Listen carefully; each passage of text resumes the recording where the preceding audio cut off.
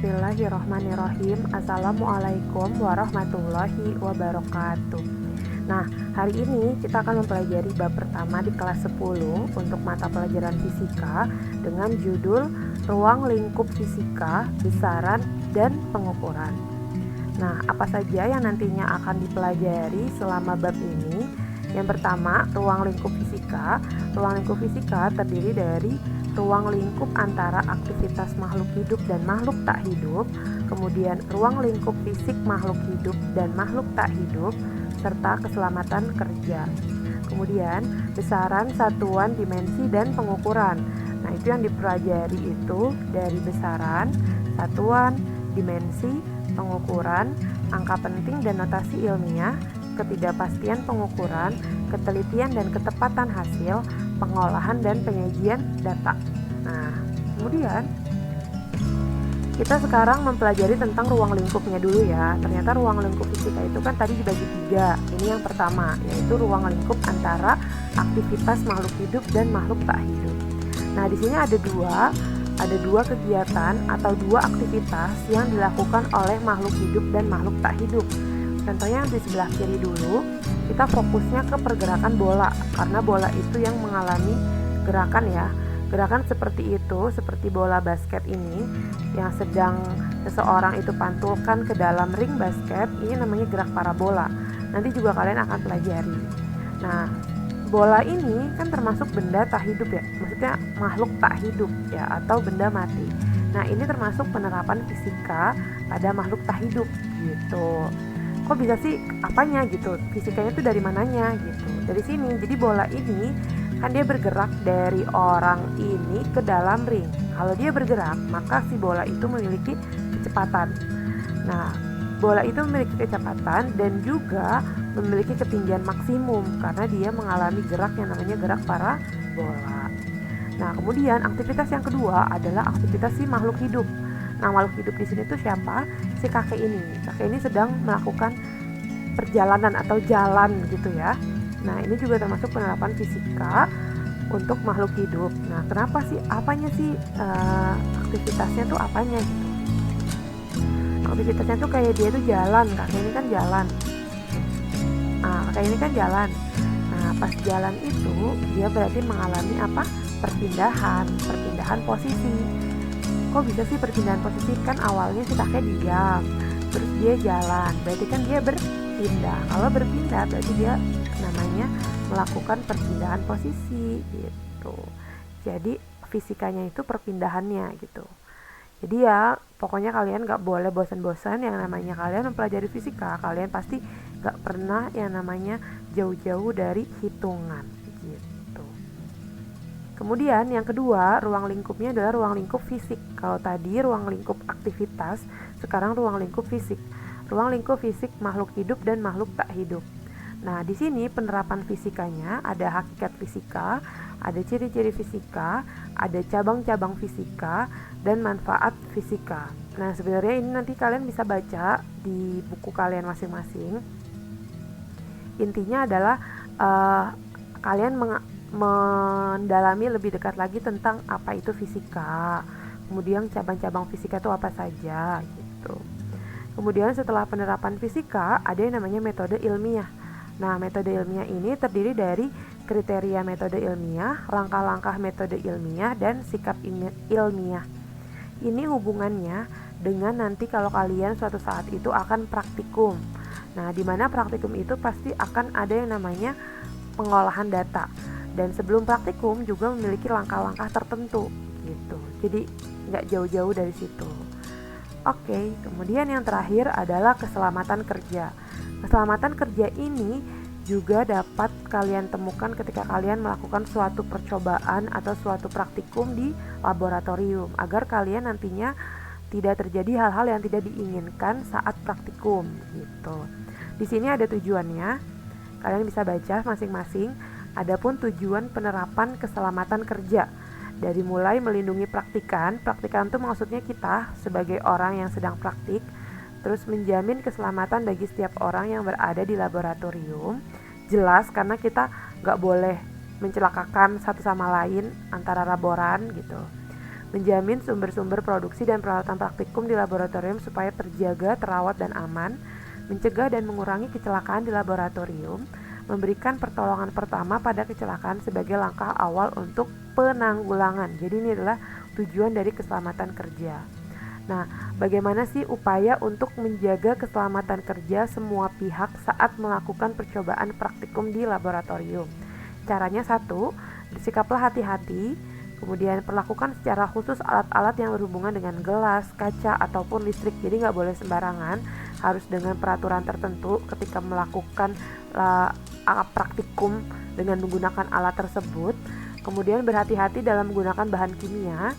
Berhati-hatilah menggunakan peralatan yang bersumber listrik langsung dari PLN. Dan yang terakhir adalah jika Anda melakukan percobaan menggunakan api atau pembakar spiritus, segera matikan api jika percobaan telah selesai. Intinya keselamatan kerja ini berlaku ketika kita berada di suatu laboratorium atau kita sedang melakukan praktikum di laboratorium tersebut. Nah, kemudian di sini ada besaran, satuan, dimensi, dan pengukuran. Di sini Bu Hikmah mau bahas tentang besaran dulu ya. Nah, ternyata besaran itu dibedakan menjadi dua. Ada besaran berdasarkan satuan dan berdasarkan nilai dan arah. Berdasarkan satuan terbagi lagi menjadi dua, yaitu besaran pokok dan besaran turunan. Kalian mungkin gak bakal asing dengan besaran pokok dan besaran turunan karena sudah pernah kalian pelajari waktu SMP. Nah, kemudian besaran pokok dan besaran turunan ini kalau kalian waktu SMP kan pernah belajar, ini sekedar mengingatkan kembali. Nah, besaran pokok itu ada 7 yang harus kalian pahami, oke? Yang pertama adalah panjang. Panjang satuannya meter, lambangnya adalah M.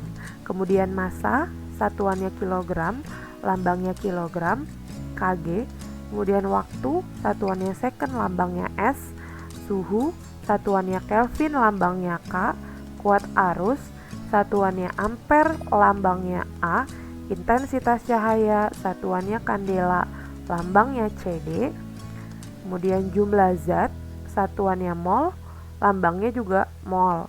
Kalau Bu Hikmah sih nyaranin kalian mendingan pahami untuk besaran pokok aja.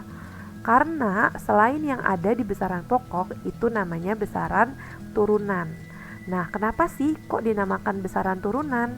Karena dia itu nantinya tidak dari satu besaran. Contohnya gini, luas itu nggak ada besarannya. Maksudnya nggak ada satuan besarannya gitu loh. Harus diturunkan dari besaran pokok gitu. Luas, besaran penyusunnya adalah panjang dikali lebar. Jadi kita kalau mau cari luas itu kan pasti rumusnya panjang kali lebar kan. Nah, panjang ini berasal dari besaran pokok. Nah, besaran pokoknya itu satuannya meter. Lebar juga sama, satuannya juga meter. Jadi meter dikali meter, hasilnya meter persegi. Jadi besaran pokok luas itu lambang satuannya adalah meter persegi. Begitupun dengan kecepatan. Kecepatan itu rumusnya perpindahan dibagi waktu. Nah, perpindahan itu satuannya meter. Waktu itu satuannya second. Maka lambangnya jadi meter per second. Intinya gitu ya. Intinya besaran turunan itu dia menurunkan dari besaran pokok gitu. Jadi sekali lagi Bu Hikmah kasih saran kepada kalian untuk memahami besaran pokoknya saja. Oke? Kalau besaran pokoknya sudah paham, insya Allah bisa menjawab semua soal tentang besaran gitu ya. Kemudian kalau tadi itu sudah berdasarkan satuan, ya kan? Nah, sekarang kita berdasarkan nilai dan arahnya. Besaran berdasarkan nilai dan arahnya dibedakan menjadi 3. Ada vektor, tensor, dan skalar. Tapi pada umumnya di SMA itu kita akan lebih banyak mempelajari tentang besaran vektor dan besaran skalar saja. Yang pertama itu besaran vektor. Cirinya adalah memiliki nilai dan arah. Contohnya ada perpindahan, kecepatan, percepatan, dan gaya. Nah, nanti kalian biasanya vektor ini berhubungan sama arah ya, arah gitu. Kemudian tensor ini hanya memiliki arah saja, tapi arahnya tuh banyak. Nah, contohnya ada tegangan, ada regangan, dan koefisien gaya gesek. Nah, kemudian yang terakhir adalah skalar. Skalar ini hanya memiliki nilai saja, dia tidak punya arah. Oke, dia hanya punya nilai saja. Contohnya ada massa, ada jarak, dan ada energi. Nah, begitu. Kemudian kita lanjut ke satuan. Nah, satuan ini di sini ada 7. Ini merupakan satuan dari besaran pokok yang tadi sudah kita pelajari. Satuan massa itu tadi apa? Kilogram. Satuan panjang meter. Satuan waktu second. Satuan arus ampere. Satuan suhu Kelvin. Satuan jumlah zat kandela. Satuan intensitas cahaya mol. Nah, nanti di satuan ini juga nanti dia mempunyai yang namanya alat ukur. Tapi nanti kita pasti bahas. Oke, next dulu. Oke, selanjutnya adalah dimensi. Dimensi ini dibedakan menjadi 2, dimensi besaran pokok dan dimensi besaran turunan. Yang pertama adalah dimensi besaran pokok dulu ya. Ini yang wajib banget kalian tahu atau kalian pahami. Besaran pokok panjang satuannya meter, lambang dimensinya L. Jadi kalian harus paham lambangnya, oke? Lambang dari si dimensi ini. Kemudian massa satuannya kilogram, lambangnya M. Waktu satuannya second, lambangnya T. Kuat arus satuannya ampere, lambangnya I. Kemudian suhu satuan Kelvin, lambangnya theta. Kalau ini dibacanya theta. Kemudian jumlah zat satuannya mol, lambangnya N. Kemudian intensitas cahaya satuannya kandela, lambangnya adalah J. Kemudian kita beralih ke dimensi besaran turunan. Dibahas lagi, dimensi besaran turunan atau besaran turunan ini didapatkan dari besaran pokok ya. Contohnya luas. Luas ini satuannya meter persegi. Nah, kalian bisa lihat dimensinya tuh apa. Kalian lihat dulu, dicek meter ini dimensinya apa? Ini kan L. Nah, berarti L pangkat 2 karena pangkatnya mengikuti ya. Kemudian volume satuannya adalah M pangkat 3. Nah, berarti dimensinya apa? L pangkat 3. Kecepatan satuannya meter per second kuadrat. Nah, berarti satu-satu meter itu dimensinya apa? L. Kita tulis L. Kemudian S itu dimensinya apa? S itu dimensinya T. Berarti T. Kemudian di sini kan pangkat 2 ya kuadrat, tapi kan kuadrat ini letaknya di bawah. Artinya kan M per S pangkat 2 kan, ada pernya. Nah, pernya ini itu bisa kita taikkan ke atas. Kalau ditaikkan ke atas maka berubah jadi minus 2 gitu ya. Nah, debit juga sama. Debit itu satuannya M kubik per S. Nah, berarti M itu satuan dimensi dari L pangkat 3 per S. Nah, tadinya S nya kan di bawah nih, dibagi S kita taikin ke atas, jadi pangkatnya berubah jadi minus 1. Nah, S ini dimensinya adalah T gitu ya. Usaha satuannya kilogram meter kuadrat per second kuadrat, maka dimensinya kilogram itu M, meter itu L pangkat 2, S-nya taikin lagi ke atas jadi minus 2, kemudian S-nya nih diganti pakai dimensi T. Nah, itu adalah tentang dimensi ya. Oke, jadi kalian wajib banget mengetahui dimensi di besaran pokok aja. Besaran turunan itu pasti mengikuti dari besaran pokok gitu ya. Sedangkan di sini Bu Hikmah mau sedikit jelasin manfaat dari dimensi itu apa. Di sini ada 4. Menganalisis kesetaraan atau kesamaan dua besaran yang sepintas berbeda. Kemudian menganalisis kebenaran suatu persamaan yang menyatakan hubungan antar besaran.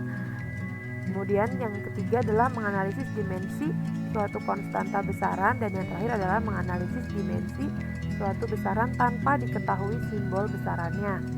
Jadi kalau kalian mau tahu dimensi itunya nantinya misalkan kayak gimana dimensinya, berarti kalian harus ngotak-ngatik tentang satuannya dulu. Oke? Nah, sekian penjelasan Bu Hikmah hari ini. Jadi Bu Hikmah itu menjelaskan gak langsung semuanya, ini sedikit-sedikit, kita suruh sampai dimensi dulu untuk part pertama, nanti ada part selanjutnya.